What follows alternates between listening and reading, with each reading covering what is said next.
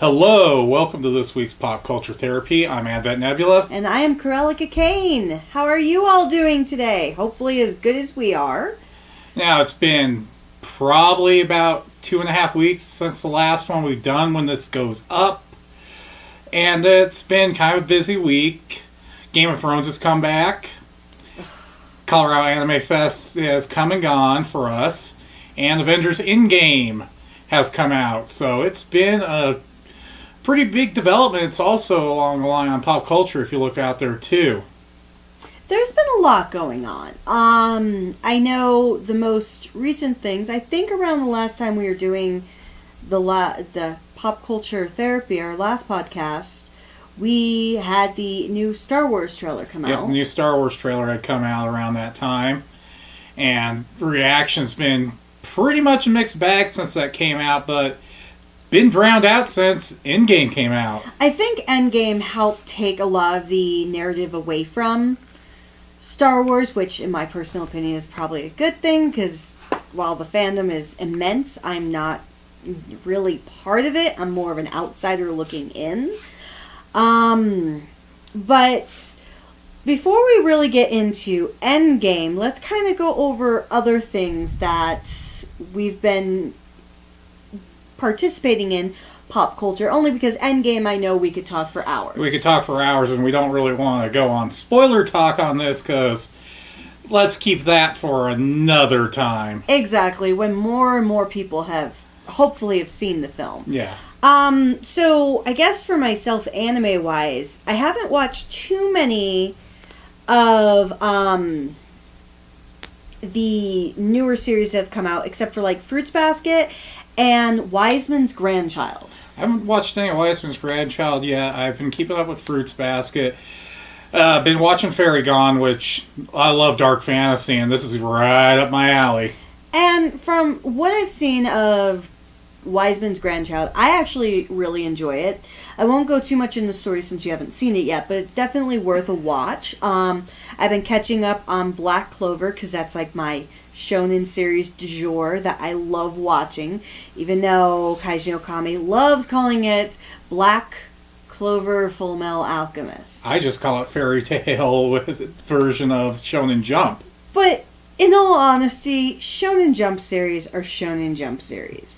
You very rarely have too many that deviate off the coil of what makes a Shonen Jump series. JoJo's is really the only one that really outlies most of your Shonen the current Jump. one now, because obviously we had Death Note in the past that was a Shonen Jump series that kind of broke the mold at that point. And you usually have one or two series, but more often than not, you're always going to have those fantasy, adventure, underdog series. Yeah, and Promised Neverland's probably the most recent example of that Death Note style shonen that's just so different from the rest of everything that runs in the magazine. Oh yeah, and I'm still keeping up on Promised Neverland. Other than that, I have come to the conclusion in rewatching one of my otome shows that listening to translated songs from Japanese to English, because it's one of those otome shows that has singing throughout the show,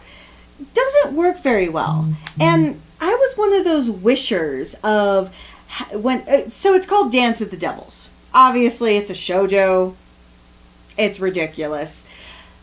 And they sing throughout every episode. There's one or two songs. And I complained when I first saw it because it was dubbed and all the songs were still in Japanese because they didn't have the licensing. Then I go to rewatch it yesterday, and it's dubbed completely, even the songs. And I already knew the songs were dumb as hell. But listening to them sung in English by people who should not be singing was kind of challenging. I've come to the conclusion that any anime that involves a great deal of singing, unless you're going to have really good singers and you can modify the song to make sense for an American audience, don't do it. Don't do it. Just leave it alone. Because for all the songs in Dance with Devils, all the songs you can tell are straight translation. So it's even hard for the singers to sing it because you have to stick within a melody, have the words flow with the melody, but the words don't flow with the melody unless you rush through them. Ugh. Yeah. And outside of that, for what I've been watching, I've been binge playing Mortal Kombat 11. Which, yes, I've been enjoying the game. I do have complaints. NetherRealm put out a patch yesterday. I haven't really gotten a chance to actually play around with the patch that fixed the Towers of Time. A lot of people do know about this problem with the immense difficulty on the Towers of Time. Because it is a gear grinding just like Injustice 2. But I'm not so much that's a big complaint. Because I do like playing RPGs, so grinding's not a big deal for me. Well, I was gonna say that's not. But if you're not a RPG fan, grinding's gotta suck. Yeah, which I can understand the complaints. They didn't fix the crypt on the currency amount, so you still have to grind through Towers of Time to get the currency. That I still feel is not fair, but Warner Brothers, what can you do about it? Do they have the loot crates so you can actually get Nope. all the stuff? Oh, well, that's They good. don't. The only currency they have to buy stuff with real money are time jewels to go through the Towers of Time, but you can collect those anyway if you grind enough or do fatalities enough. You can actually get the stuff. So, if you're putting money into this game, you're a moron because you don't need to. Warner Brothers just goes, oh, we know people are going to. Sounds like Lord of the Rings all over again. Well, I've never understood the concept with video games, in all honesty, of having the regular game, but allowing people to buy their way through. Yeah. Because paying RPGs so often, you really can't do that. You're stuck on that journey. You can't skip ahead through the journey. And it makes me wonder, why do you play the game if all you want to do is skip ahead? It's like, that's the point of a video game. It's to make you put in that effort, that immersion, that experience that I feel jumping on ahead takes away from you. And that's why I think Anthem has completely fallen off the rocks and failed for EA. I mean, if you're going to do a game service like that, you need to do it like either the success with Overwatch, where it's all cosmetics, or do it like Apex Legends and Fortnite, where, yes, you're putting really money into it, but it's drops for equipment because the game's free to play, so you can have a competitive edge. Don't end up putting the money in games that you already paid money for. Well, exactly. If you've already done a buy-in of $60, there is no reason in anything that you should be adding all that extra money to it. Yeah. The only time I understand adding extra money to it is if you have DLC stories, not DLC characters, but DLC stories that are not going to be added to a Game of the Year edition. Which we're seeing less and less, and now you're getting to the point where, like with Borderlands and the newest Star Wars game, Jedi Order, both being announced, where I'm kind of skeptical with both EA and with Epic, going, no microtransactions. Yeah, but what's the catch? Well, that's exactly it. And that's one of the reasons why I know with Kaiji Okami, he doesn't rush to get the Mortal Kombat games anymore, because it's like the Game of Year edition you're going to get for a $60 price tag that's going to have everything everybody paid $150 for. Up to $150, let's just say. Because there's all those gimmies. And sure, it takes a year for that Game of the Year edition to come out. But in all honesty, why put yourself through that? Because for me, I'm a tournament player in Mortal Kombat, so I kind of need that game right now. But for somebody like him, as a more casual player, I can understand waiting it. Well, exactly. But that's the thing that you have to think about as well. Not for yourself, but just in that generality. Even if you're a tournament player, what does the edge make having that additional character? It all depends on who you're using. And for me, it's because my mains are on the base roster, so it doesn't really matter. Exactly. I understand you enjoy it, just like Chrysalis Bloodborne does, our other friend. But for a casual gamer in that regard, what's the point? Yeah. And I always feel bad when people get caught up in like that, because technically, with the way some of these video game companies do it, they're doing the same thing that Las Vegas does, but they're doing it on a much wider scale. Yeah. Because it is technically an addiction. Yeah, and they know it, and with legalized gambling now, eventually it's going to be coming to the point where you're going to have to be 18 to participate in this, I have a feeling, when they step in, because right now it's not, but it should be. Well, exactly. But then again, as we've experienced, there's 5-year-olds and 10-year-olds playing Mortal Kombat, a game that is much more violent than you think for that particular age group. But with the loot boxes and the gacha systems, I'm like, why are those all ages when they're money and it's addicting? No, you need to have somebody over 18 actually being able to participate in it. Belgium's regulating it, and you're going to see some other countries eventually. I could see the U.S. stepping in and regulating it. Well, it'd be nice for...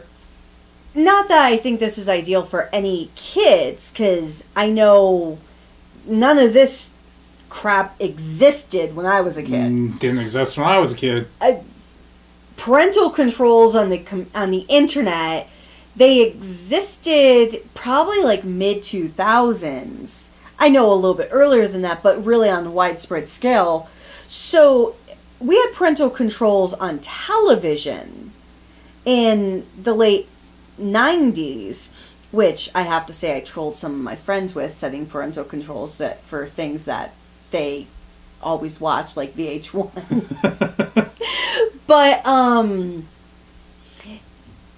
I almost wish for gaming consoles or on the PC or however it's played. Nintendo does have parental controls, but Sony, I don't know if they have it. I've heard Xbox has it, but PC gaming, I haven't seen, unless you're willing to actually program a program into it. Well, and that's my thing. It's like, if you're concerned about engaging in addiction at a young age, if there were a way to put parental controls that can block transactions without somebody, and I would say more or less a fingerprint sensor than a password, because please, we can all figure out somebody's password with no effort, especially if we're impatiently waiting for someone to enter it. But with at least fingerprint locks, and I know a lot of laptops use them these days. Yeah, most of your modern laptops have a touchscreen, have it. Yeah, because I can actually do that on my current laptop. I just don't set it because I really don't want it. But doing something like that could help prevent that. Or even like what some of the computers and tablets and phones have is facial recognition. Which I think is crazy, because that's like voice recognition in my opinion. That's going to be a crapshoot. But no, video games... I think we could actually do a full podcast on the craziness in video games, just on the companies itself, because there's a lot to talk about. And I know there's so many more people who are more informed than us who do that quite often. Sterling has probably hit it out of the ballpark. Exactly, but we can have our own like mini take on it for the sole purpose of it. So outside of that, I think... movies-wise, we finally watched Pet Sematary, Shazam. I know we've talked about a little bit of that already, so we won't go too far there. Well, we all saw Endgame this past weekend, and God, I don't think there's really anything until Godzilla comes out at the end of May that I'm really looking forward to. No, there's really not much coming out movie-wise until then, because I think... next big release is Detective Pikachu, which... I'll probably see at a budget theater. So, I'm not a huge Pokemon fan. I've, admittedly, except for one guy I dated back in the day when Pokemon was in its young phase in the 90s, I never really got into it because it's just so out of my interest zone. But the only thing I have to say from watching the trailers that I want to see is Charizard, just because I've always loved that particular one. But at least the graphics look good for it. And then because we both went to the Alamo Draft House to see it, one film coming out in June that we all really want to look at seeing is The Dead Don't Die. Yes. So if you have not seen the trailer for it, I would definitely take a look at it, and I'll try to put it in the comments section if I forget to tell Kaiji Okami to put it in the summary when he uploads this. It is a very interesting movie that I honestly did not even hear about until I saw the trailer prior to Endgame, which Kaiji Okami, Advent, everyone else knew exactly what this particular movie was about. It's this horror comedy, kind of in the vein, but not so much, of Zombieland. It's kind of take Shaun of the Dead, take Zombieland, take Hot Fuzz. You've pretty much got where this movie's going at. You got Bill Murray, Adam Driver, Tilda Swinton, and Chloe Perez all in this movie together. Dry comedy. And you can just tell they're playing it as serious as they can as the zombie apocalypse is on a small town. It is. It's so just dry, dark humor that when I saw it, the first thing I said when looking at Kaiji Okami is, why didn't I know this existed in my life? And he just looked at me. He's like, oh, I knew about this a month ago. I'm like, well, great for sharing. But my favorite line of the trailer, and I can't do it justice, is they find a few dead bodies, and Bill Murray's character is like, what do you think happened? Everybody gives these outlandish, realistic stories of what could truly happen for these dead bodies. And then you have Adam Driver's character, completely serious, completely just straight-faced as all can be. It's like, I think it was a zombie attack. And everybody looks at him like he's insane. And then they see a zombie like a second later, and I'm like, oh my god, I need this And movie. then the plot that the zombies are coming back and just want to do what they did back in their original life is just like, okay, Iggy Pop in a diner wanting coffee. That makes a lot of sense. It actually does. The one movie I have to admit, pop culture-wise, that I'm actually so sick of the trailer for, but I could see it being a positive tale on the experience within the farming community, kind of giving outline to all the trials and tribulations of being a rancher. And that's The Biggest Little Farm. We've been seeing this trailer since, January. We have, and every time I see the trailer, all I think, and I feel so bad, but the first thing I think of is, why couldn't I just have to use the bathroom at this particular second in time? Because it feels like the longest trailer, and where you have some movies where you have trailers will kind of build upon each other. You don't always see the same trailer a million times.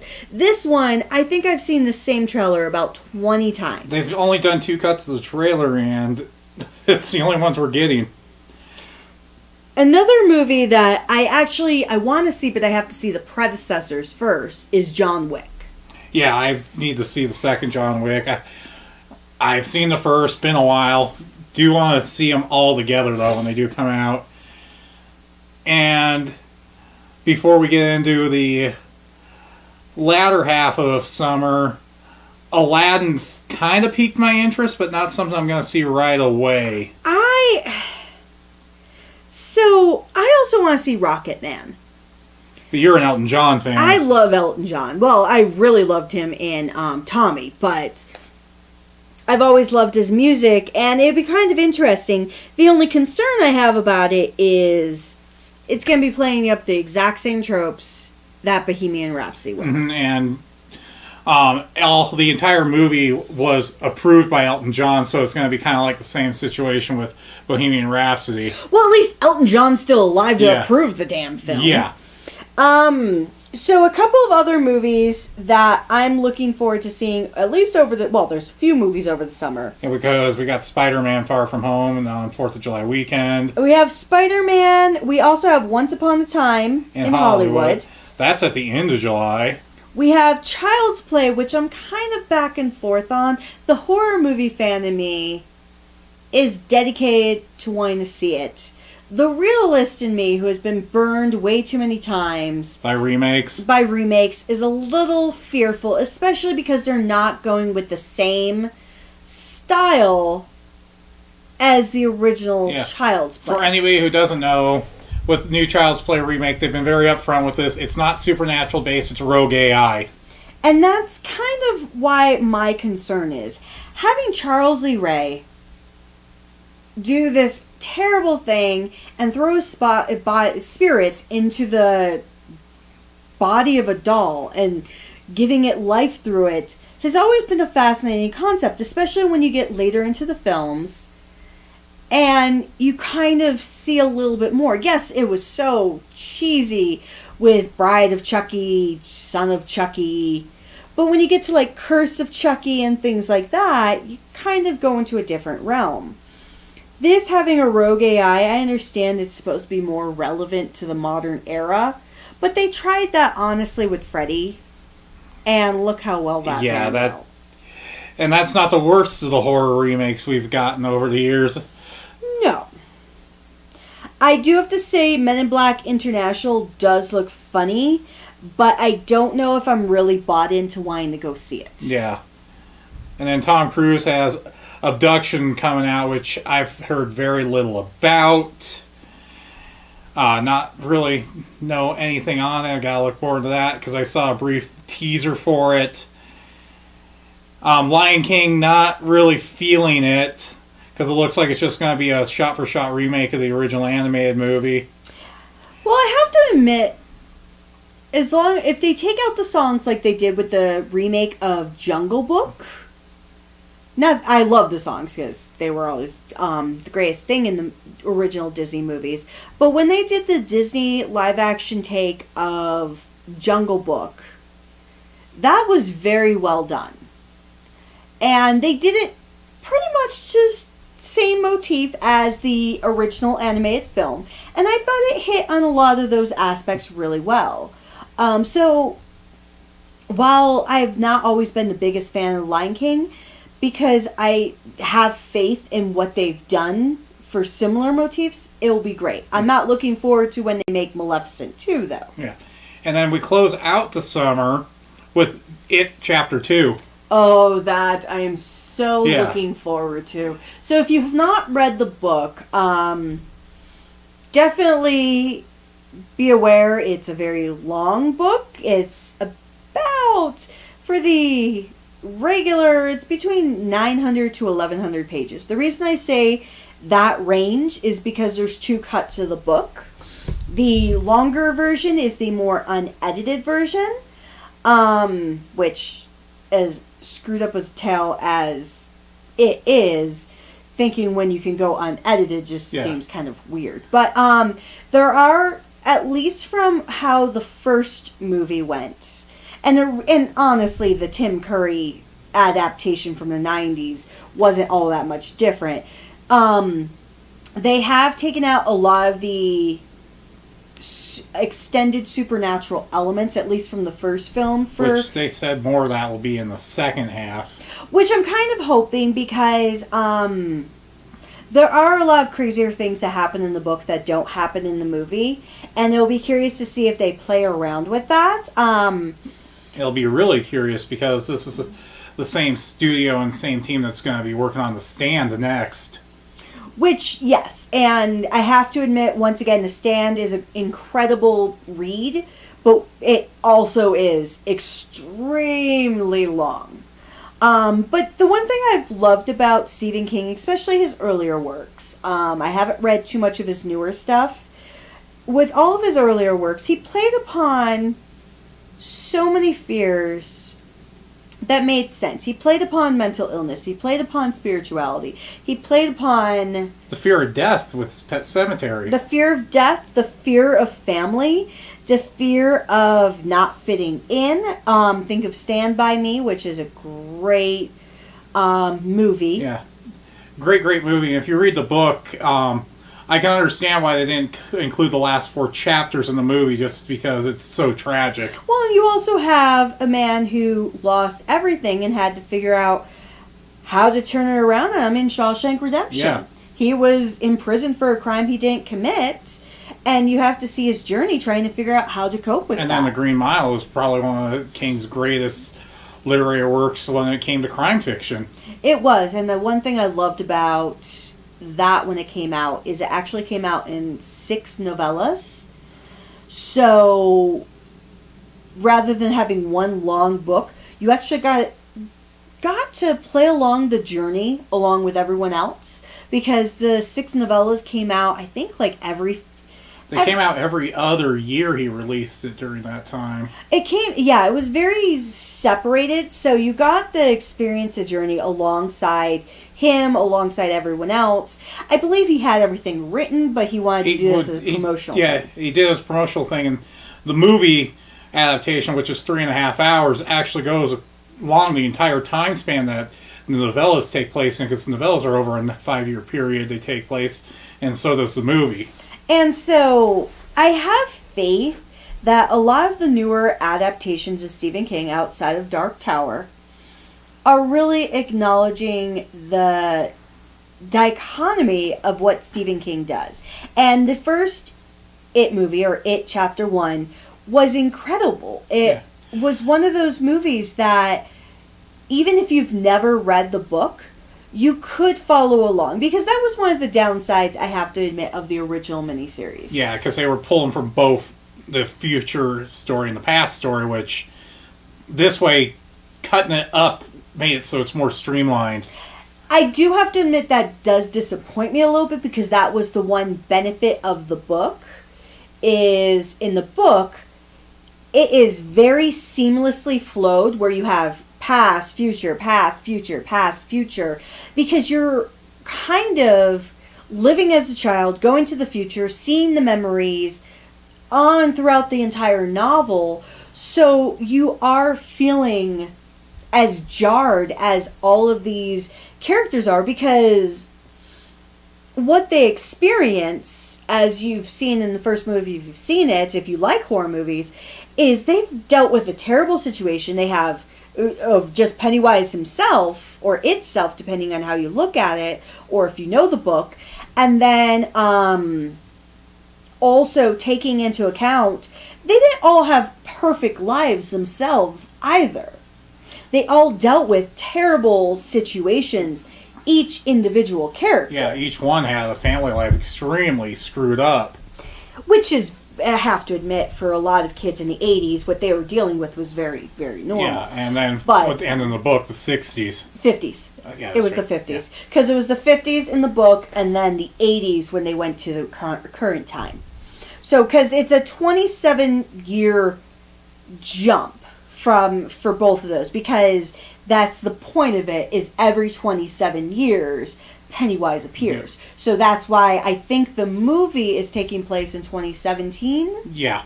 So it'll be a little bit in the past, but not too much. Yeah, and they said a couple scenes that they cut from the original cut of the first movie are going to integrate back in, which is going to be very curious to see, because it's one of the really deleted scenes that they all had a storyboard for on the Blu-ray. Well, and one thing I'm hoping to do, or I'm hoping to have come out before the second one comes out, is an uncut edition, or a director's cut, or something that adds in, because while they did a really good job at not making it appear that there were things that were cut, because you see that in movies all the time. It's like, there was supposed to be a scene right there. I know it.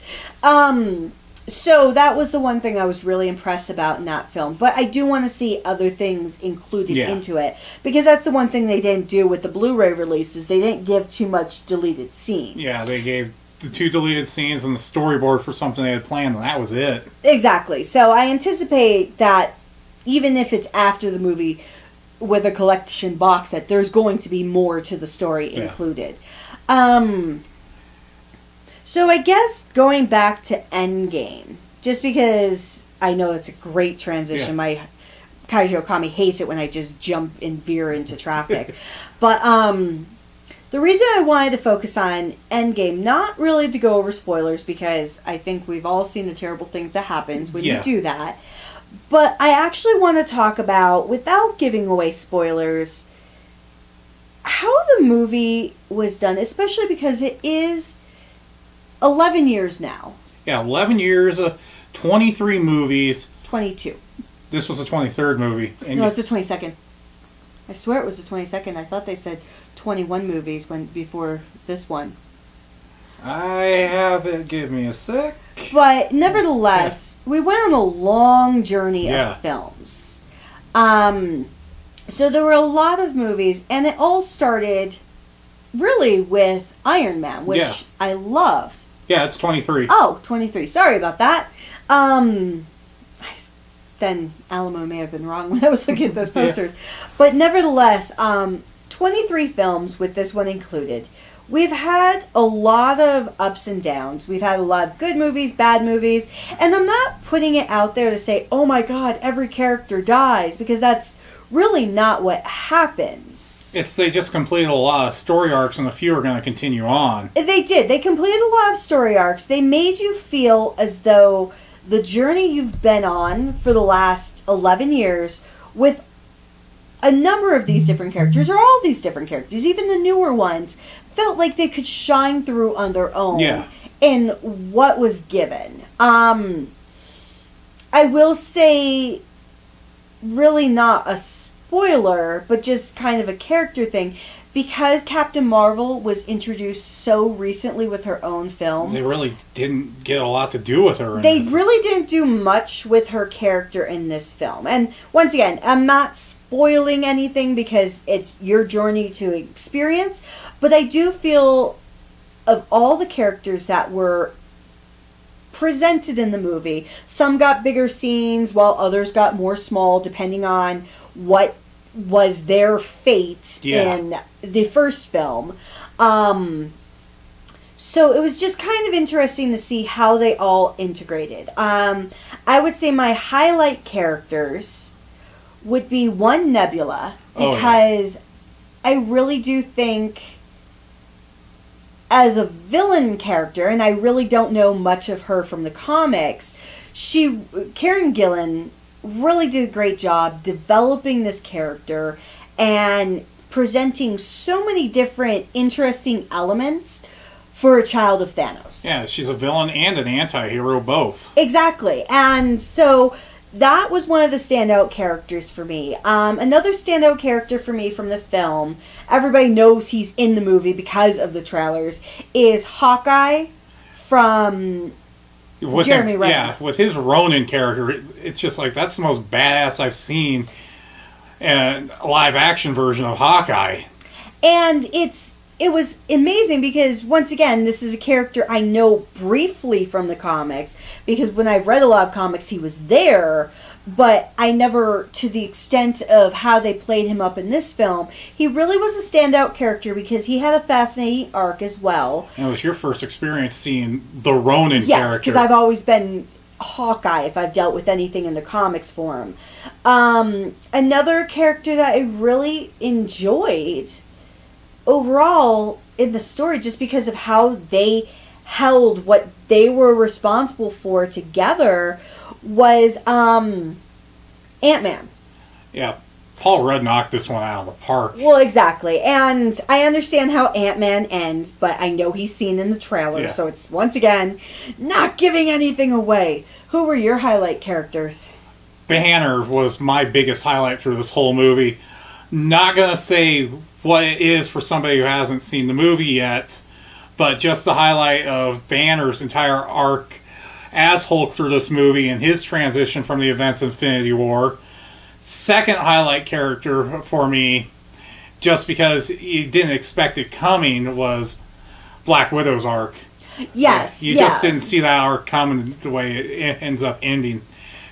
Well, exactly. And admittedly, Black Widow, while I've enjoyed her more in the comics and the cartoon movies and things like that, Scarlett Johansson is not one of my favorite actresses, so I was never really sold truly on the Black Widow character, only because, but then again, Scarlet Witch has the same problem. For Black Widow, Try not to get too close to the mic. She's Russian. Yeah. Natasha Romanoff. Very Russian name. First movie that you have her in, she has a slight accent. And then the accent's gone the next time. And then the accent is gone. And I can understand it can be, well, she's an international spy. She knows how to change her voice. Which, yes, that makes sense. And that is purely plausible. But most people I know, unless they have actually, worked truly hard to take anything of an accent out of their voice, usually you can still hear, even Charlize Theron, you hear a little bit. You can still hear very minimal accent, even though it's not there. Myself, I've lived in Colorado for over 11 years, and I still have occasional New Yorkisms in my accent. So that disappointed me. And same thing with Scarlet Witch for Elizabeth Olsen. Yeah, she really didn't have anything. But she at least tries. She tries in the most terrible way to put a little bit of an accent in her voice still. So playing off that whole, I haven't lived there for a long time, so my accent is not perfect, but I'm trying. Yeah. And then for me, the last real arc I enjoyed through the movie was Tony's arc. Yes, Tony Stark. And it literally came full circle from the first Iron Man movie to the end of this movie. It was a full circle. It was. I do feel that even for any of the characters for all the characters, no matter if they are continuing or they're not continuing, once again, not giving spoilers, because if you really want spoilers of what happened in the movie, I can guarantee you there's 50 videos, articles, and what have you that can tell you exactly what happens in the movie. But I do think it was a nice, how they wrapped up stories and plot lines was a nice compliment to all the work every single one of these actors had put in. Yeah. And with a certain character now in the Guardians makes me go, okay, now they have somebody as powerful as Adam Warlock when he gets introduced in Guardians 3. Well, exactly. And I think that was probably the point. Because the one thing that you hope is that when you have a compilation movie, which you could tell did not happen for the first Avengers movie, but you could tell it happened with Civil War. I think the Russos are just good about that. Yeah. Is if you're going to have a compilation movie that's going to have characters from other franchises that are all interconnected, you hope that they talk to each other. Yeah. And because even the guy who did Ragnarok, Taika Waititi, you could tell elements from Ragnarok, not specific hardcore elements, because if you've seen the movie you know how it ends, but there are certain elements that appear in this that you're like, oh, they either watch the movie or talk to the director to know how things should continue. Well, and it kind of helps when the director's character is in the movie. Yes. But I really enjoyed Endgame. I will say I could understand the criticisms that come from the film for people who didn't like it. I can appreciate it, and I can see where those flaws could come into play. Especially with one of the major plot points that's DBZ logic on that. There are some that's really? Okay, yeah, that makes absolutely no sense. But the thing is, there's supposed to be a duality with movies, in my opinion. You kind of, while you want to still have your brain working to make sure things make sense, you kind of have to let go a little bit. Yeah. I do like that they opened up the multiverse now with this movie. Yes. So, not going to say how. We're not gonna go into exactly how, but they do it. But they did that technically, if you think about it, within the the quantum realm as well. Exactly. You could do so much, but so we don't take a risk of accidentally spoiling anything, because both of us are actually really good at doing that, because I ruined a critical point of One Piece for Kaiji Okami that he never lets me live down. Colorado Anime Fest, let's end off on how that went. That actually was really a lot of fun. I myself got to host a panel that I really wasn't intending on hosting. And Kaiser got to host one that he didn't even attend, and they were both at the same time. Both at the same time, both in rooms next to each other. So what had happened is there were 2 panels on the schedule that I really, really wanted to see. You and our friend David, because Kaishio was just going to roam around. He wasn't intending on going to a panel, honestly. Yeah. Our friend David and Advent and I were going to go see this Japanese cinema panel that was just going to talk, we're assuming what it was going to do. Because we really have no idea, since the panelists never showed, what the panel was going to be about. However, at the same time, there was this other panel called Quit Your Day Job. And as somebody who has been in human resources and career planning and professional development for so many years, when you hear this quit your day job, you think, is this going to be a get-rich scheme? Are you going to lead people down this very crappy path? Are you doing career development? What are you doing? I had this, like, inane desire to go see what it was about, even if I was there for 5 minutes, to be like, oh my god, you're wrong, and then run away, because there was nothing in the panel guide. Nobody on staff knew what this panel was about. And this is not a criticism on staff. It's the panelists not showing up. It's the panelists not showing up. It was left out of the book. There were many, many things that just perfect storm went wrong. So the panelists didn't show up. But however, it sounded like the panelists showed up for mine, but saw that somebody else was running it and left. That's the rumor I heard. I don't know if it's true. So instead of doing a panel on quit your day job, I did about an hour, a little bit over panel on how to look for a job and giving stories about my experiences in human resources, because I used to work for a second chance agency, so I've had to hire convicts, and they really, really wanted to hear my story about having to hire murderers.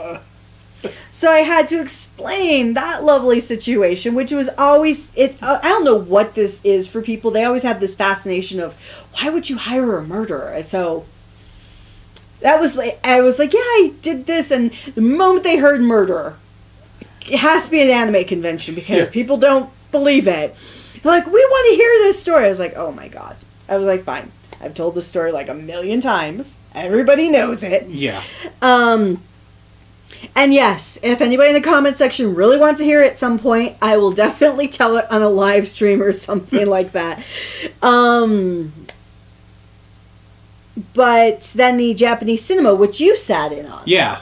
So what happened with that one was that I started going out talking to my guy I know from work, Phil. We got to chit-chat, and I went into the Japanese cinema, found out nobody showed up for that. And Kaiju's running it because one of the girls that attends all the panels that he does at the local convention goes, well, you know Japanese cinema, why don't you just run this? And he started just talking off on films and everything. Well, exactly. And the reason why I did my panel, I think kind of similar to, well, I don't know how full the room was for him. I probably had about 15 people in the Quit Your Day Job panel. I just felt bad, because it's like, I personally, if I went into a panel, and I think we did go into a panel once. Yeah. At Detour, where the panelists didn't show up and everybody's just chilling there. And it's like, that's a waste of an hour. Yeah, and I think it was, 15 minutes and nobody showed up, or you started taking it over? No, I did like 5 minutes. Nobody showed up and people were about to leave. I'm like, the hell with it. I'll do it. Yeah. But other than that, we got a lot of really cool interviews. All of them are up on the page if you want. They're on YouTube as well as the website. Yeah. Of all the interviews, Tyndall was probably my favorite of the weekend. You just loved it because he stormed off angry. That was funny, though. Especially my face, because I'm like, what the? And I'm laughing because I knew it was a joke. I figured it was a joke, but still, I'm like, did I get some fun? The Tyndall's, and then watching the Kurt Thornton one you guys did was the other one. Kurt Thornton was really good. And then I just thought about something with the way Kaiji Okami spreads his arms. There's actually a dance called dapping. Yeah. That I've now come to the conclusion he's mimicking, without intentionally doing so, doing the dap type thing. Why do you think I just give the salute? Yeah, I was like, wait, isn't that like hardcore gangster rap or something? I don't know. I really don't know. It's Drake, I think. Oh, okay. Yeah, I still don't know. All I know is like one song by Drake, and I don't even listen to it. But so, and all the other panels that we did attend, actually one that I sat in on with our friend David was anime physics. And I'll have to, I actually have the website link for the gentleman who does these panels. He's a biology school teacher, but he has knowledge of, some knowledge of all the areas of sciences. And he does these panels taking different things from anime, different scenes, like he did Ruby, where he did the weapons of like the physics of could they actually wield these weapons. He did the physics of Gundam, which was kind of funny for me because I know in a space company how that works. Well, basically, because I'm not that smart. But still, it was interesting watching it because he would have the equations. So it was actual, literal, he worked it out. He had a thesis, a hypothesis, he worked it out, came with like realistic answers, and it was, and he didn't talk down to, which helps because he's a teacher, so he understands not how to talk down to people who don't know the same science as he does, because I actually made a joke in the panel. I was like, yeah, I would have failed your class. Even with all this cool stuff, I would have still failed because I failed science. So that was a lot of fun in my opinion, because it actually taught me things that I didn't even think I'd want to know. And I can honestly say all of your favorite Ruby characters would be kind of like dust if they tried to do any of the moves in the real world that they were doing. Yeah, it's just like though with Gundams. Yeah, I kind of figured a Gundam couldn't launch from Earth into space. Well, that's kind of, in the certain instances, that's actually kind of an element of obviousness. As a humanoid mech suit, I don't see it being able to easily launch. And some of the anime series for Gundam do answer that and give like realistic how they get it up there. But yeah. And he actually gave some other elements of like their beam sabers and things like that. I missed his biology class because I really wanted to see that. But somebody asked about boob physics. And he said, I do have something on that, but not for this particular panel. He used to do an 18-plus panel on it for boob physics and all those creepy things. I'm like, oh my god. High School of the Dead, anybody? Oh, I know, but it's such a good show. I forgot to put that in my Guilty Pleasures blog. I did a Guilty Pleasures blog on the website, but I mainly focused on the shoujo Guilty Pleasures, mainly because I like so many creepy, hardcore, dark things, and then you have these light and fluffy, so adorable series, and you're like, really? That doesn't make sense. Yeah, that's kind of like me when people are like, wait, you like magical girl shows? Shut up. Well, yeah, I could agree. But what did you think of the con? I enjoyed it as well. I only went to a couple of the panels, the Japanese cinema one. I ended up going to the Otaku Tycoon game show panel, which was actually pretty hilarious, seeing a Jeopardy-style panel being done with Dakamakis. Oh, God. It was actually funny. The host is a local YouTuber here in Colorado as well, so it's a YouTuber I also follow, and funny enough, don't live that far from. But his panel was actually pretty funny, and it was amazing the people and the general knowledge that were up there that they actually knew, because he asked some hard questions on stuff that people wouldn't know, and they actually had a round called Name the Waifu. Oh, God, I was watching something.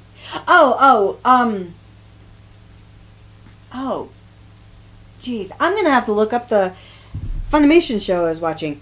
I was watching this one Funimation show about a high school teacher, and he's a hardcore otaku, and it was hilarious because he actually makes the comment in the episode, no, not my waifu.